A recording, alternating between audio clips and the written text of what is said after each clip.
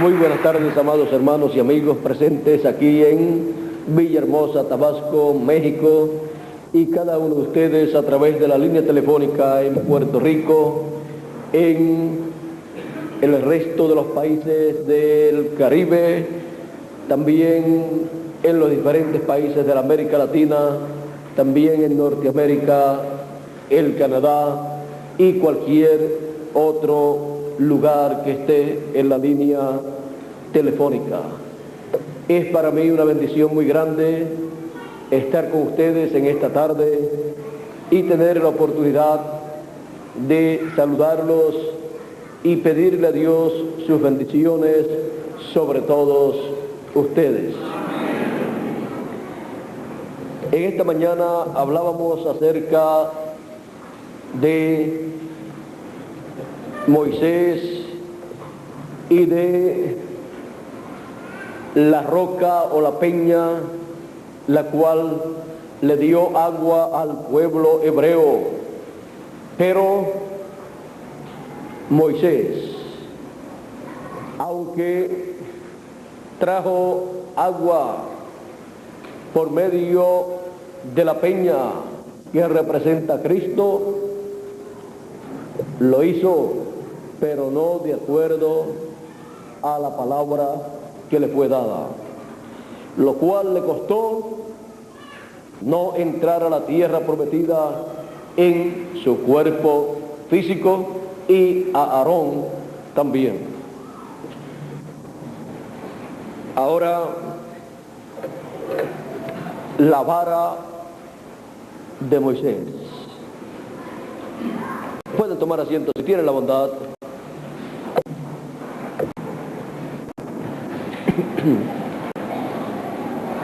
Aquella vara con la cual Moisés hirió la roca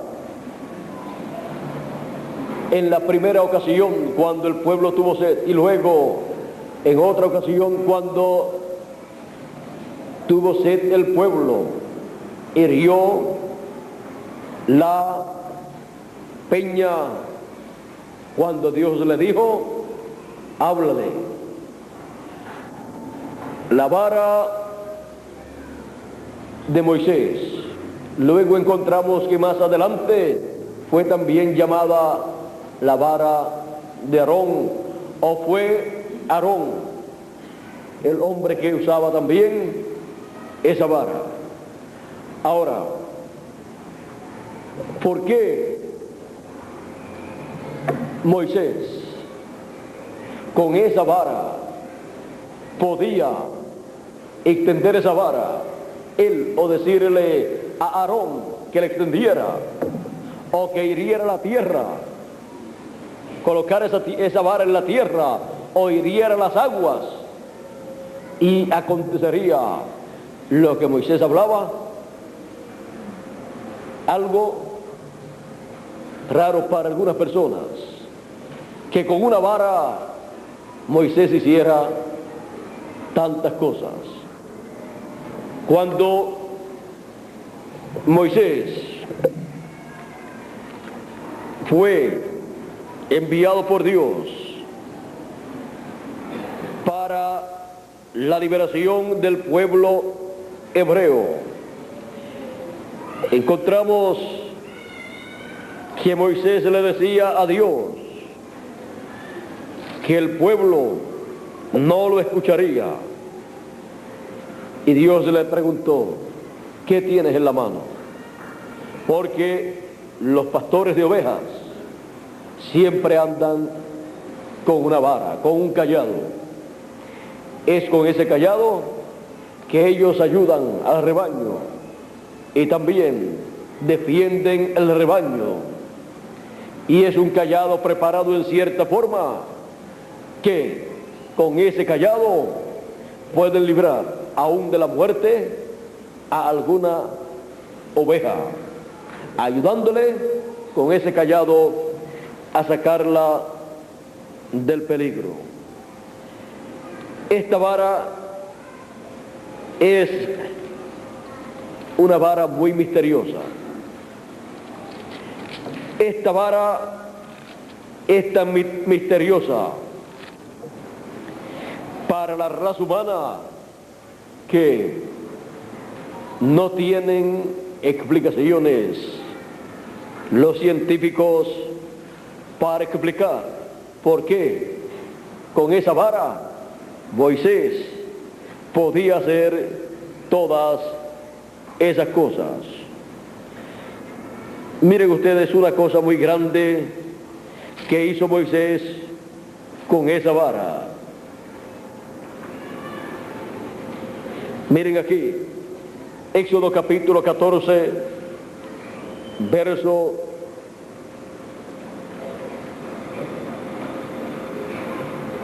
10 en adelante, dice, esto es cuando estaban ya frente al Mar Rojo, y cuando Faraón se hubo acercado, los hijos de Israel alzaron sus ojos, y aquí que los egipcios venían tras ellos, por lo que los hijos de Israel temieron en gran manera y clamaron a Jehová y dijeron a Moisés, no había sepulcros en Egipto que nos has sacado para que muramos en el desierto.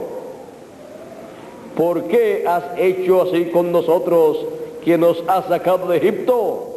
¿No es esto lo que te hablábamos en Egipto, diciendo, déjanos servir a los egipcios, porque mejor nos fuera servir a los egipcios que morir nosotros en el desierto? Aún antes de salir, aún cuando Moisés llegó con ese mensaje allá al pueblo hebreo allá en Egipto, ellos decían, déjanos servir aquí a Egipto, que mejor es estar aquí que estar por allá por el desierto y morir en el desierto. Ahora vean ustedes, al pueblo no quería salir, pero Moisés sabía que ese pueblo era así. Se lo dijo a Dios, ese pueblo es rebelde, duro de servir. Voy y les digo que tú me dijiste, que tú me hablaste, que me apareciste y me van a decir que no. Dios le dijo, te van a escuchar. Pero miren ustedes, el pueblo como que no estaba muy contento en salir. Cuando Moisés llegó a Egipto, le vinieron apreturas. El rey les apretó allí. Ya no les daba paja para mezclarla con los ladrillos, con el barro, para hacer los ladrillos, sino que le exigía que ellos mismos buscaran también la paja para hacer los ladrillos, y la misma cantidad, más trabajo, más esclavizados. Y en vez de ellos decir, Moisés, mira a ver si pronto puede ser este éxodo, porque ahora nos han multiplicado la tarea, entonces se quejaban. Y el mismo Moisés dijo, oh Dios, desde que yo he llegado a ellos, se han aumentado los problemas de ellos. El faraón los oprime más. Pero todo esto era para Dios ser glorificado. Y el pueblo estaba llamado a pedirle a Dios, Señor, la situación aquí se aprieta más y más, por lo tanto, queremos salir de aquí lo más pronto posible.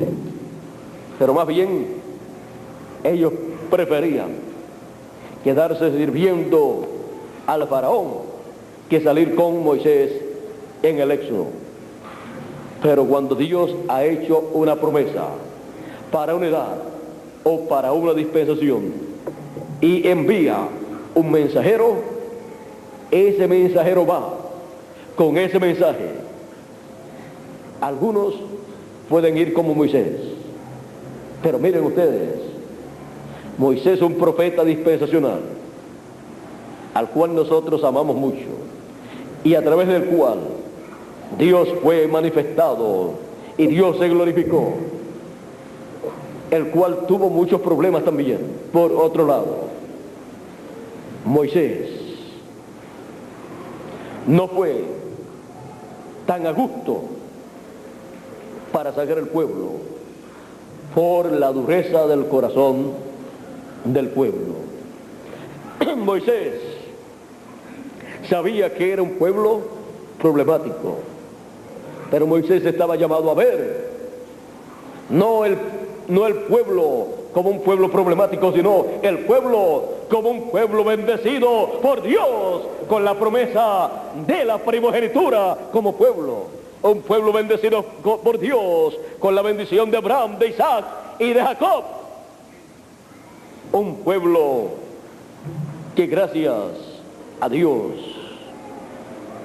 que envió a Jacob y bendijo a Jacob y ayudó a Jacob y amó a Jacob, y vino a él la bendición de la primogenitura. Si Jacob no llega a comprar la primogenitura por comida a Esaú y luego no arriesga su vida, y su madre no arriesga la de ella para presentarse delante de Isaac para recibir la bendición de la primogenitura siendo hablada, el pueblo hebreo no sería lo que es delante de Dios. Sería un pueblo más de la tierra, pero no el único pueblo como nación, elegido por Dios y bendecido por Dios con la bendición de la primogenitura. La bendición de la primogenitura la tendría otro pueblo. ¿Qué otro pueblo? El pueblo de Esaú. Porque Esaú nació primero, pero menospreció la primogenitura. Esaú vendió la bendición de la primogenitura que estaba o que le pertenecía como primogénito. Vendió la bendición de la primogenitura que le correspondía también al pueblo descendiente de Esaú. El pueblo de Esaú, que es el pueblo de, por aquí si está Bermúdez, para que me ayude por aquí con alguna escritura, el pueblo de Esaú, que es el pueblo de Edom. Edom, que significa rojo. Por aquí tenemos a Miguel, no esté muy lejos porque Edom, el pueblo de Edom, la nación de Edom, los edomitas, que en la actualidad se llaman,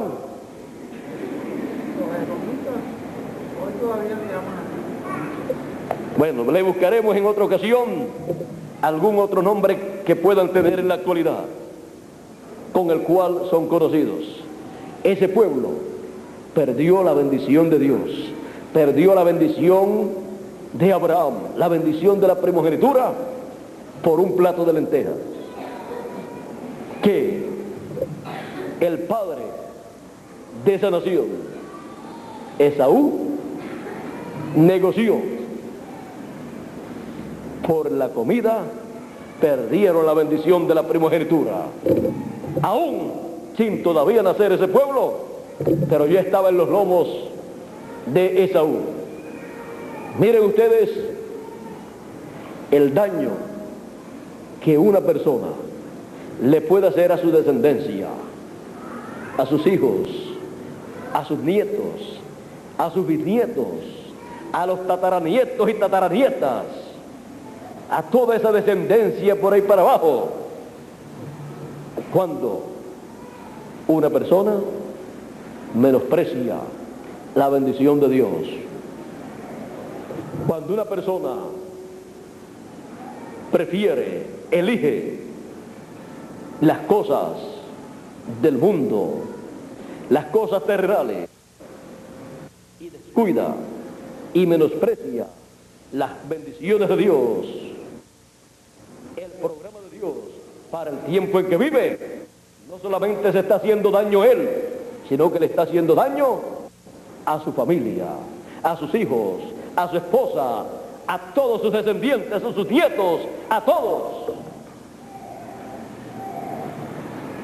Eso hizo Esaú. La bendición de Dios. Cada persona está llamada a agarrarla y luego a pasarla para su familia, para su descendencia. No hizo así Esaú. Y en la actualidad sus descendientes carecen de esa bendición que estuvo a la mano o en las manos de Esaú, pero que todavía no había sido hablada, porque cuando ya es hablada, ya nadie se la puede arrebatar. Ahora, ya esa bendición cuando es hablada, ya es una palabra creadora hablada que se cumplirá para esa persona. Isaac dijo: yo lo bendije y será bendito. O sea, no puedo retirar esa bendición y decir, me vino con engaño. Eso fue cierto. Y yo lo bendije, por lo tanto, que venga acá Jacob, que le voy a quitar la bendición. Una palabra creadora hablada se tiene que cumplir. Se tiene que materializar. Ya no hay forma de evitar que se cumpla. Podrá tomar tiempo, poco o mucho, pero se cumplirá. ¿Cuánto tiempo tardará en que se cumpla? Eso es un asunto de Dios. Pero aún esa misma palabra contiene en sí el tiempo para su cumplimiento. Ahora, Jacob lo conocemos como un valiente,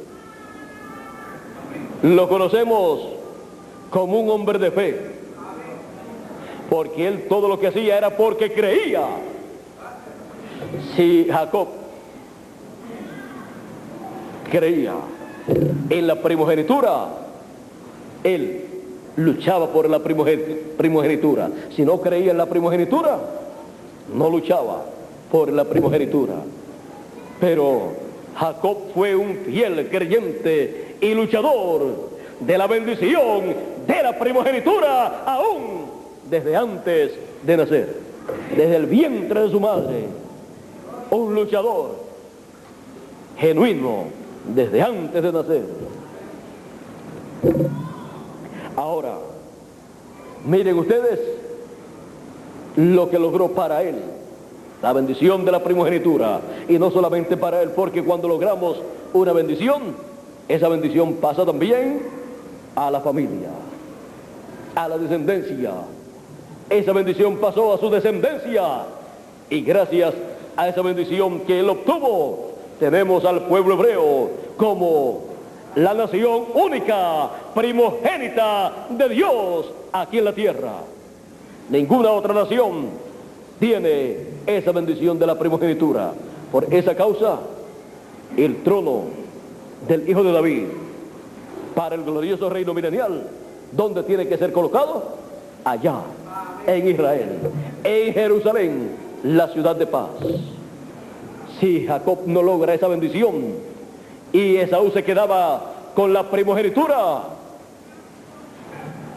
la tierra de Israel, la cual le había sido dada a Abraham, no se llamaría en la actualidad Israel, porque vean ustedes, tomó el nombre de aquel que tuvo la primogenitura. Se llamaría Edom o Esaú. esa tierra en la actualidad sería la tierra de Saúl o de Edom, y allí estaría el trono de Dios, el trono del hijo de David. Pero entonces no sería el hijo de David, tenía que ser de la descendencia de Esaú. Así es que miren ustedes el cambio tan grande que hizo Jacob. La lucha de Jacob no fue en vano. Un hombre luchador y que obtiene las bendiciones de Dios, su lucha, su trabajo en el Señor no es en vano. Tiene una recompensa grande. Las tribus de Israel no serían las tribus de Israel, serían las tribus ¿de quién? De Esaú. Y el pacto divino que Dios dio a Abraham y las promesas que Dios dio a Abraham las tendría Esaú y los descendientes, el pueblo de Edom tendría esa bendición de la primogenitura. Ese pueblo edomita puede decir: qué jugada mala, qué negocio malo hizo nuestro padre Esaú. Vendió la bendición nuestra y ahora por más que luchen y peleen, porque allá en ese territorio siempre hay luchas, y todo esto sin darse cuenta todas esas personas y esas naciones que atacan a Israel, sin darse cuenta, quieren ellos obtener la bendición de la primogenitura. Vean ustedes, colocaron allá en Israel una mezquita, la mezquita de Omar, en el lugar donde estaba el templo de Dios.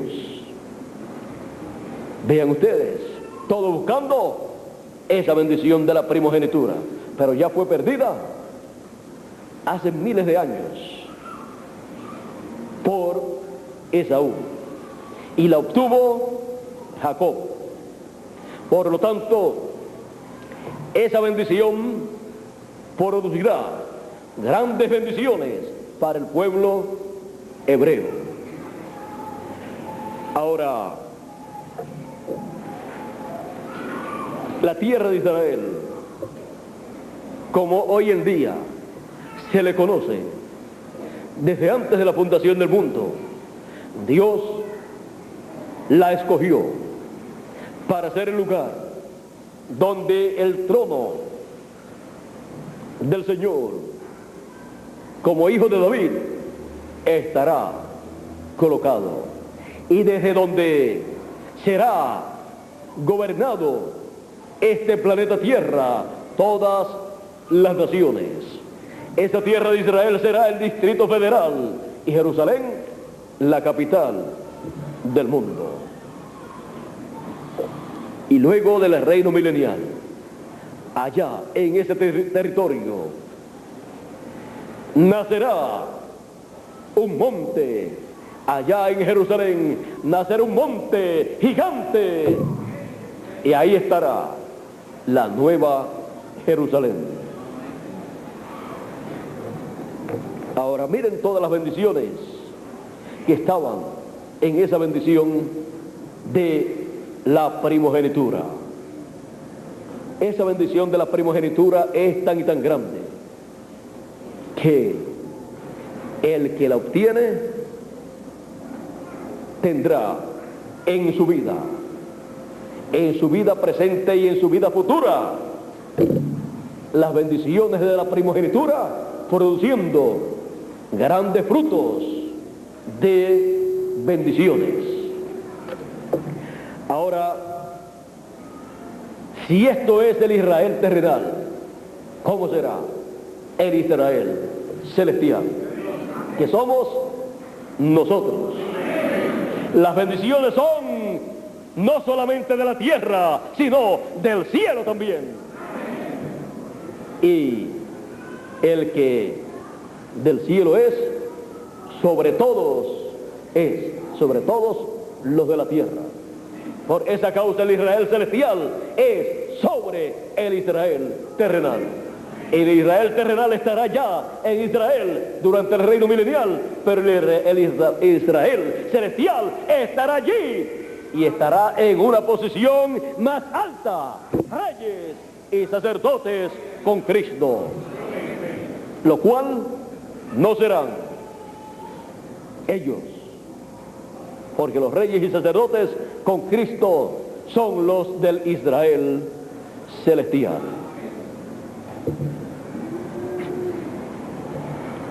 Cada uno de nosotros tenemos que vigilar por esa bendición de la primogenitura que tenemos, que nadie vaya a menospreciarla, que nadie vaya a descuidarse y vaya a perder la persona esa bendición.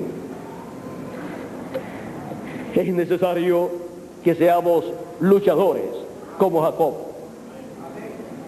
Es necesario que luchemos con fe, porque Jacob lo hacía con fe y él luchaba por esa bendición, y por eso aparece como uno de los héroes de la fe. Así es que luchemos siempre para que las bendiciones que están en esa primogenitura se conviertan en una realidad en nosotros.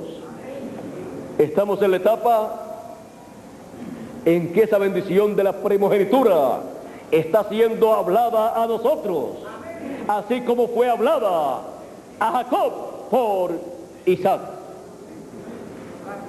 Es un tiempo muy importante, es un tiempo de grande reverencia ante Dios. Él está hablando en su templo espiritual. La bendición de la primogenitura que contiene todas las bendiciones del cielo y de la tierra para cada uno de nosotros, para el Israel celestial. Nosotros estamos en el tiempo más grande y glorioso de todos los tiempos. Ahora, pasando nuevamente a Moisés y la vara de Moisés, encontramos que esa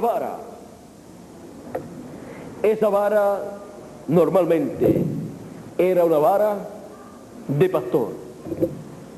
La vara que Dios vio en la mano de Moisés y le pregunta a Moisés, ¿qué tienes en la mano? Cuando Moisés subió al monte para ver la zarza ardiendo y que no se consumía aquella zarza con ese fuego que estaba en ella. Era vara de un pastor. ¿Pero y por qué tenía esa vara ese poder que vemos que es manifestado? Porque el poder de Dios se manifestaba cuando Moisés extendía su vara y hablaba esa palabra, y Dios le decía, extiende tu vara. Vamos a ver. Estábamos leyendo aquí en Éxodo capítulo 14.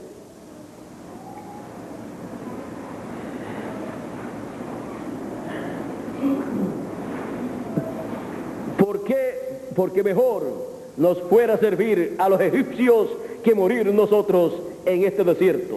Y Moisés dijo al pueblo, no temáis, estad firmes y ved la salvación de Jehová. Y ved la salvación que Jehová hará hoy con vosotros, porque los egipcios que hoy habéis visto, nunca más para siempre los veréis. Jehová peleará por vosotros y vosotros estaréis tranquilos. Entonces Jehová dijo a Moisés, ¿por qué clamas a mí? Di a los hijos de Israel que marchen Y tú, alza tu vara y extiende tu mano sobre el mar y divídelo. Y entren los hijos de Israel por en medio del mar en seco. Y aquí yo endureceré el corazón de los egipcios para que los sigan. Y yo me glorificaré en Faraón y en todo su ejército, en sus carros y en su caballería. Y sabrán los egipcios que yo soy Jehová cuando me glorifique en Faraón, en sus carros y en su gente de a caballo. Y el ángel de Dios que iba delante del campamento de Israel se apartó e iba en pos de ellos. Y asimismo la columna de nube que iba delante de ellos se apartó y se puso a sus espaldas. E iba entre el campamento de los egipcios y el campamento de Israel. Y era nube de tinieblas para aquellos, para los egipcios, y alumbraba a Israel de noche. Y en toda aquella noche nunca se acercaron los unos a los otros. Y extendió Moisés su mano sobre el mar, e hizo Jehová que el mar se retirase por un recio viento oriental toda aquella noche. Y volvió el mar en seco, y las aguas quedaron divididas. Entonces los hijos de Israel entraron por en medio del mar en seco, teniendo las aguas como muro a la derecha y a la izquierda y a su izquierda. Y siguiéndolo los egipcios, entraron tras ellos hasta la mitad del mar, toda la caballería de Faraón, sus carros y su gente de caballo. Aconteció a la vigilia de la mañana que Jehová miró el campamento de los egipcios desde la columna de fuego y nube, y trastornó el campamento de los egipcios, y quitó de la rueda de sus carros, y los trastornó gravemente. Entonces los egipcios dijeron: huyamos de delante de Israel, porque Jehová pelea por ellos contra los egipcios. Y Jehová dijo a Moisés: extiende tu mano sobre el mar, porque en la mano tenía ¿qué? La vara. Extiende tu mano sobre el mar, para que las aguas vuelvan sobre los egipcios, sobre sus carros y sobre su caballería. Entonces Moisés extendió su mano sobre el mar, y cuando amanecía, ya amaneciendo, y cuando amanecía, el mar se volvió en toda su fuerza, y los egipcios al huir se encontraban con el mar, y Jehová derribó a los egipcios en medio del mar, y volvieron las aguas y cubrieron los carros y la caballería y todo el ejército de Faraón que había entrado tras ellos en el mar.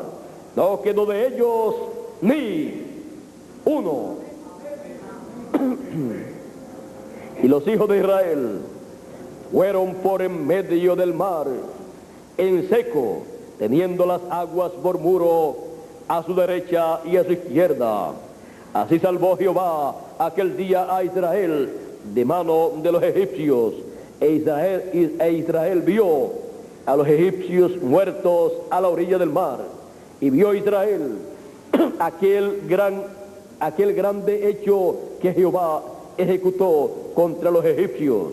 Y el pueblo temió a Jehová, y creyeron a Jehová y a Moisés su siervo.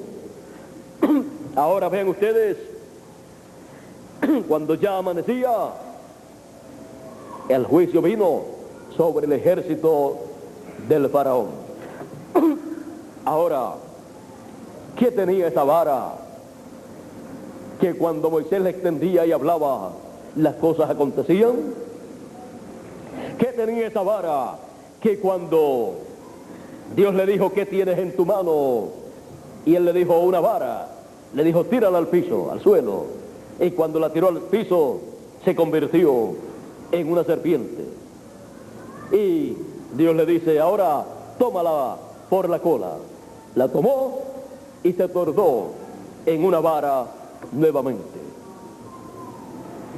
Cuando fue al faraón, o cuando fue al pueblo, también hizo esta señal, porque Dios le dijo: tú harás esta señal delante del pueblo hebreo. Y luego también la hizo delante del faraón. Y dice la escritura que el faraón, al ver esa vara convertida en una serpiente, llamó a sus encantadores, llamó a esos hombres mágicos que tenía allá, y vinieron ellos y echaron sus varas también, y se convirtieron en serpientes, en culebras. Pero ¿qué aconteció? Dice que la vara de Moisés, convertida en una culebra, en una serpiente, se tragó las demás serpientes. ¿Y dónde estaban? Y luego Moisés la tomó, se volvió una vara, y ni se puso más grande, ni más finita, ni más flaca, la misma vara.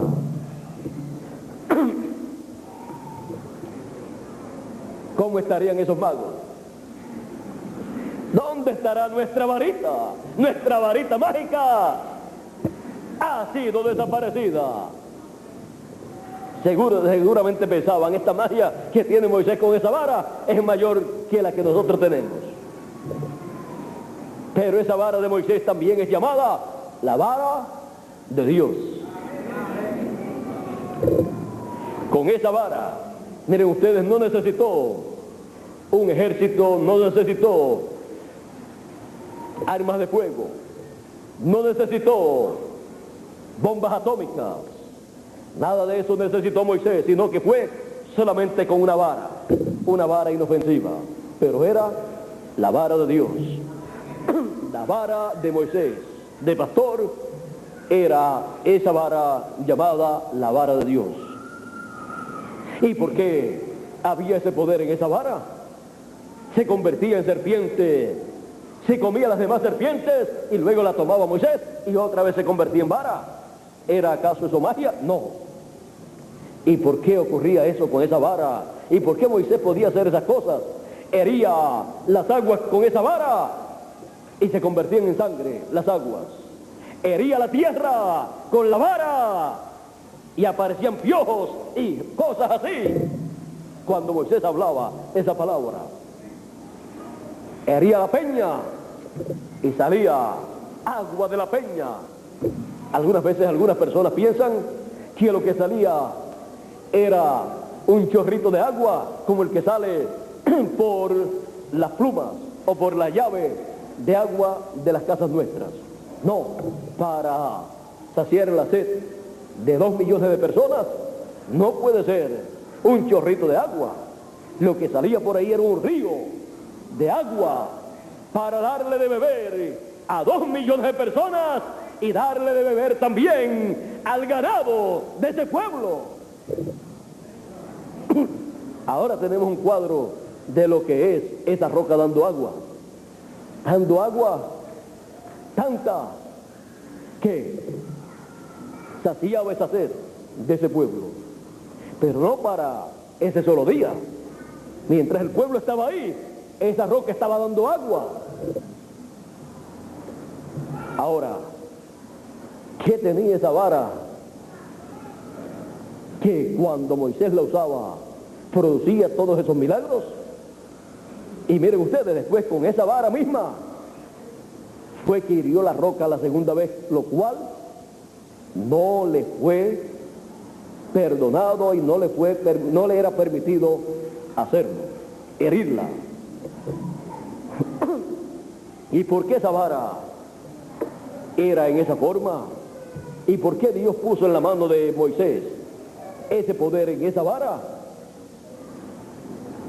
No era la vara de por sí, era el poder de Dios, el que hacía esas cosas. Pero esa vara representaba la palabra, y en la palabra es que está todo el poder. Por la palabra, el verbo, creó Dios los cielos y la tierra. Esa palabra es creadora. Esa palabra trae todas las bendiciones de Dios y también los juicios de Dios para el pueblo. Por lo tanto, la vara de Aarón o la vara de Moisés, representando la palabra creadora de Dios, tenía en sí una bendición grande. Y por esa causa se reflejaba en ella esa bendición. Era tipo y figura de la palabra. Cuando Moisés extendía su vara y hablaba, acontecía lo que Moisés decía. Ahora, esta vara y las cosas que acontecían era como los corderos y machos cabríos que el pueblo hebreo sacrificaba. En la sangre de un animalito de esos no hay poder para quitar el pecado. Pero Dios estableció que hicieran esos sacrificios y el pecado del pueblo era cubierto delante de la presencia de Dios. ¿Y por qué? Si esos corderitos y la sangre de ellos no tienen ningún poder para quitar el pecado, por lo que representaban esos corderitos y esos machos cabríos y esos sacrificios. Ellos representaban a Cristo muriendo en la cruz del Calvario, representaban a Cristo en su sacrificio por el pecado de nosotros. Y por esa causa Dios honró esos sacrificios de corderos y machos cabríos por lo que representaban. Honró el tipo y figura, la sombra, el tipo y figura de Cristo y su sacrificio en la cruz. Fue establecido ese tipo y figura y Dios lo honró. Y también Dios honró la vara de Moisés. ¿Por qué?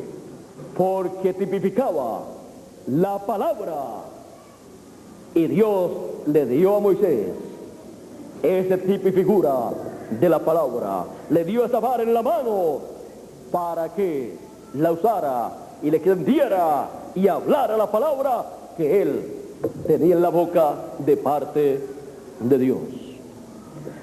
Por esa causa se manifestaba el poder de Dios cuando Moisés extendía esa vara y hablaba la palabra. Por esa causa esa vara se convirtió en una serpiente y se comió a las demás serpientes. Esa vara representa a Cristo, la palabra, el verbo, y Cristo, la palabra. Vean ustedes, dice Cristo mismo: así como Moisés levantó la serpiente en el desierto, el Hijo del Hombre será levantado. Él fue levantado en la cruz del Calvario.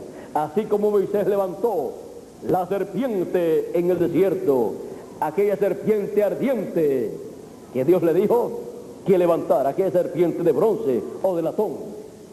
Y cuando picaban a las personas del pueblo hebreo, las serpientes en el desierto miraban a aquella serpiente y quedaban sanos.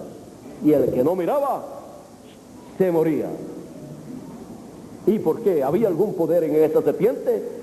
Es que Dios mandó a levantar esa serpiente allí en el desierto en una vara, porque aquella serpiente levantada representaba a Jesucristo levantado en la cruz del Calvario para quitar el pecado del mundo. Y así como las serpientes picaban al pueblo y colocaban veneno en ellos y morían si no miraban a aquella serpiente de bronce levantada en el desierto, así también el diablo picó a la raza humana e inyectó el veneno del pecado, y la paga del pecado es muerte. Y cualquier persona que no mire a Jesucristo levantado como nuestro sacrificio por el pecado en la cruz del Calvario, perecerá. El que no crea en el Señor Jesucristo y su sacrificio en la cruz del Calvario. No es una cosa si la persona quiere. Si la persona no quiere mirar, morirá. Si la persona ha mirado a Cristo como su sacrificio en la cruz del Calvario, vivirá eternamente. Ahora, miren ustedes cómo en los tipos y figuras de las cosas de Dios está una bendición grande. Y cuando llega la realidad de lo que aquellos tipos y figuras están anunciando, la bendición es mayor. Hoy en día tenemos la vara de Dios, la vara de Moisés, que es la palabra. Y la palabra se hizo carne 2000 años atrás. La palabra Cristo, la palabra es lo que tenemos para traer a existencia todas las bendiciones de Dios habladas para nosotros. Ahí está el poder de Dios para materializar, para crear todas las bendiciones establecidas por Dios en su palabra. Y esa es la palabra que nosotros tenemos. Está extendida hacia nosotros esa palabra, esa vara de Dios, para que se cumpla todo lo que es hablado por esa palabra de Dios, correspondiente para nuestra edad y para nuestra dispensación. Y eso es hablando de las bendiciones de Dios para nosotros.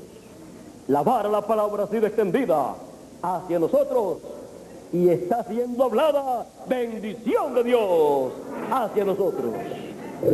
Cuando sea extendida esa vara de la palabra para el reino del anticristo, lo que será hablado será juicio, las plagas, y se cumplirán para el reino de la bestia.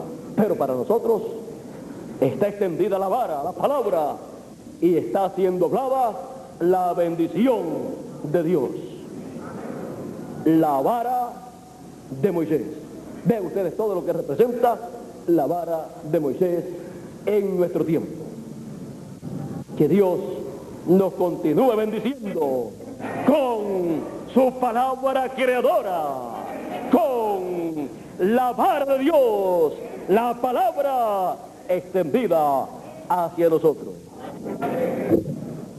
Muchas gracias por vuestra amable atención, cada uno de ustedes aquí en Villahermosa, Tabasco, México, y cada uno de ustedes a través de toda la República Mexicana, y también cada uno de ustedes allá en Puerto Rico y en los diferentes lugares de la América Latina, del Caribe también, de Norteamérica y también del Canadá, y cualquier otro lugar y personas que estén en la línea telefónica escuchando en esta tarde. Que las bendiciones de la palabra hablada con la vara de Dios extendida hacia nosotros se conviertan en una realidad. Muchas gracias. Con nosotros nuevamente Miguel Bermúdez Marín.